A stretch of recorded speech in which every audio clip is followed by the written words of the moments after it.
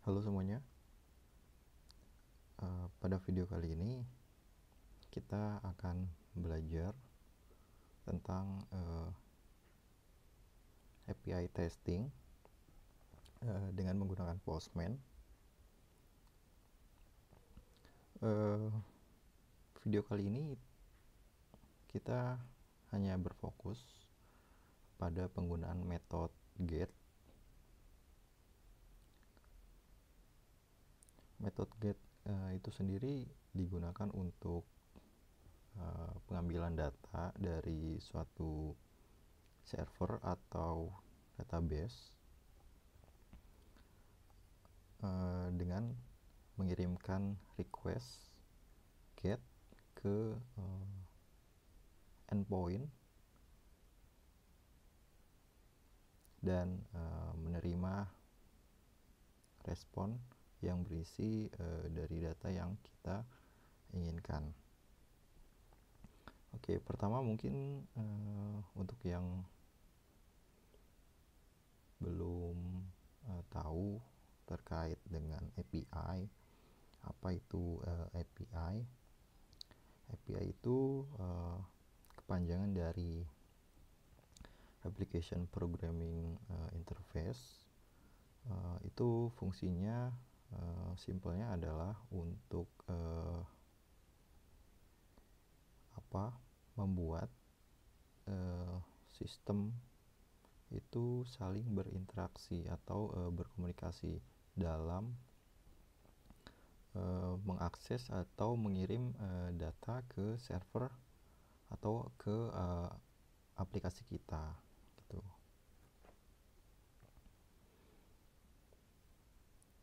Oke, langsung saja kita ini sudah ada di Postman, salah satu tools untuk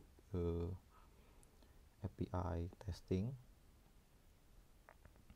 Tools ini free, bisa digunakan. Oke, karena pada video kali ini kita hanya berfokus kepada metode get untuk melakukan testing. Di sini saya sudah menyiapkan beberapa satu endpoint dan beberapa kondisi yang dapat kita jadikan sebagai pembelajaran dalam API testing. Oke.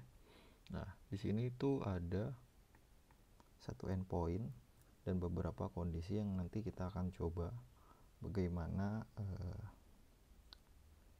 respons dari API yang kita hit dari Postman berikut. Oke. Di sini mungkin saya akan buat folder baru untuk kita tes menyimpan project testing kita.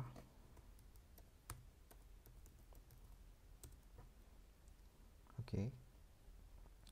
Lalu di sini kita sudah punya satu folder baru. Di sini kita akan membuat request. Kita bisa klik di sini. Kita pilih head request. Oke. Lalu kita kopikan endpoint yang sudah kita siapkan di dalam field ini. Oke. Lalu jangan lupa kita pastikan metode yang kita gunakan itu sudah get. Untuk memastikannya kita bisa klik sini. Nah, di sini tuh ada berbagai macam metode untuk melakukan testing. Ada get, post, put, patch, delete, dan head option. Nah, kita gunakan yang get. Oke, karena di sini tidak ada body yang harus di set, kita bisa langsung klik send untuk mengirimkan request dari endpoint ini. Kita klik. Nah, berikut adalah respon dari endpoint yang kita baru saja hit. Nah, ini adalah data yang kita dapatkan dari request. Nah, ini ada datanya, kita bisa cek. Di sini kalau kita lihat dari ID-nya itu ada 10 data yang terdiri dari beberapa parameter. Itu ada ID, name, username, email, address, phone, dan lain sebagainya. Oke, dan di sini juga kita pastikan status dari request yang kita kirimkan itu sudah 200, yang menandakan kalau responnya itu sukses. Oke, lanjut ke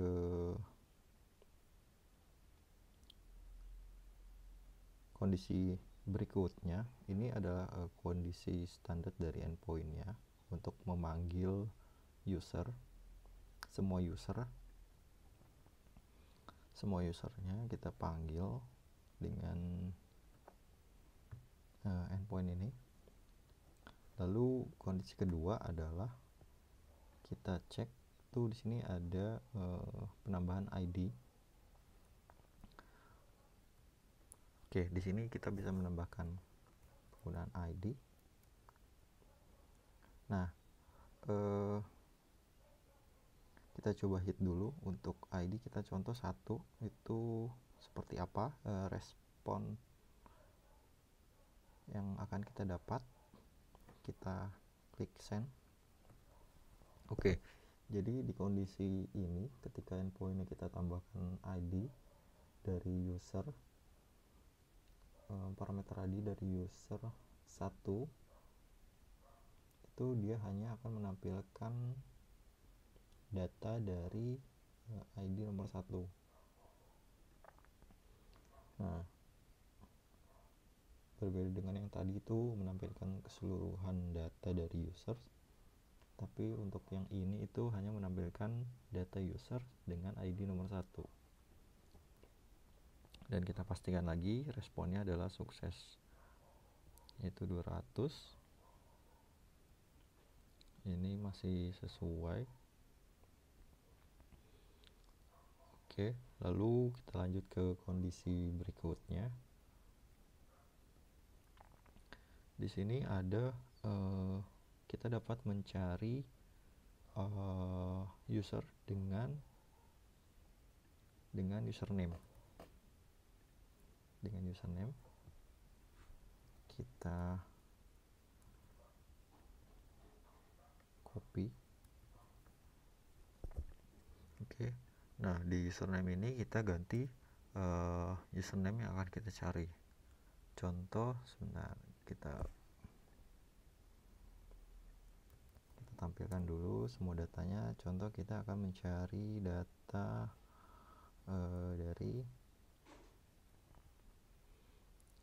ini, mungkin dari ini ya, Samantha. Nah, kita ambil username-nya karena di sini kita dapat mencari user dengan parameter username-nya. Oke, kita cari Samantha. Kita klik send. Oke. Nah, di sini itu akan menampilkan username yang username itu Samantha. Nah, ini sudah benar, responnya juga sudah 200. Oke, ini berarti sukses. Lalu kita lanjut ke kondisi selanjutnya, itu oke, kita dapat request untuk melihat postingan dari user. Oke, di sini masih sama users. Nah, ID ini sama, masih ID dari user. lalu kita klik send. Nah, di sini berarti username dengan ID 1 itu memiliki beberapa postingan dengan parameter sebagai berikut. Ada user ID, ada ID-nya. Ini ID dari postingan, lalu title dan body. Nah, di sini ada kita lihat di sini ada 10 data postingan dari username dari user ID 1 dan responnya 200. Bagaimana kalau kita ubah ID dari user ini menjadi data yang tidak ada di database? Kita contoh 1 2 3, kita send. Nah, datanya nggak ada dari user ID 1 2 3. Kemungkinan juga usernya itu tidak ada. Kita coba send. Oke, benar. User ID 1 2 3 itu tidak ada. Nah, statusnya di sini berubah menjadi 404 not found. Itu menandakan kalau user ID dengan ID 1 2 3 itu nggak ada di dalam database gitu ya, atau di dalam servernya gitu. Lalu bagaimana kalau misalnya ID-nya itu bukan number gitu ya? Kita coba ABC.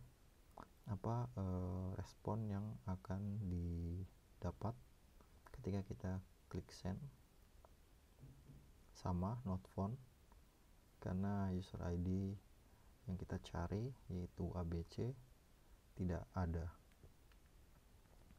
Oke.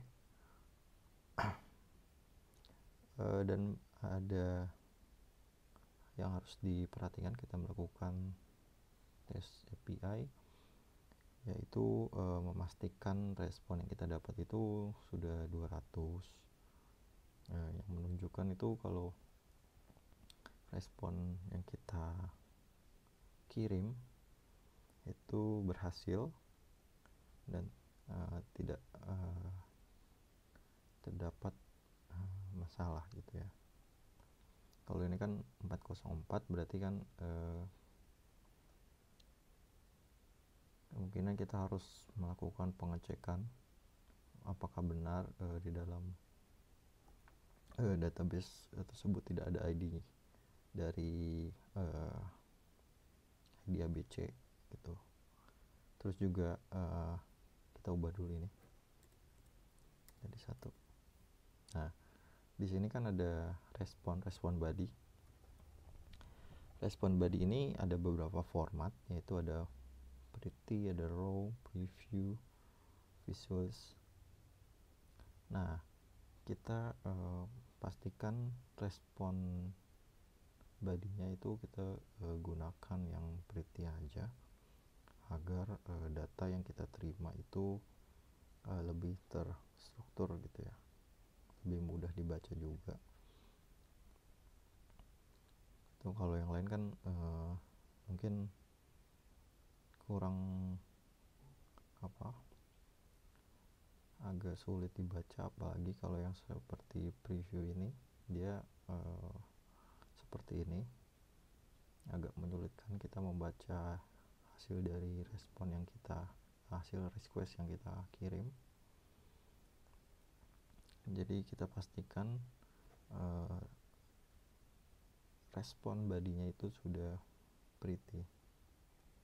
Oke, mungkin cukup sekian untuk video kali ini terkait dengan testing API dengan menggunakan metode get di Postman. Kurang lebihnya mohon maaf. Sampai bertemu pada video selanjutnya. Terima kasih.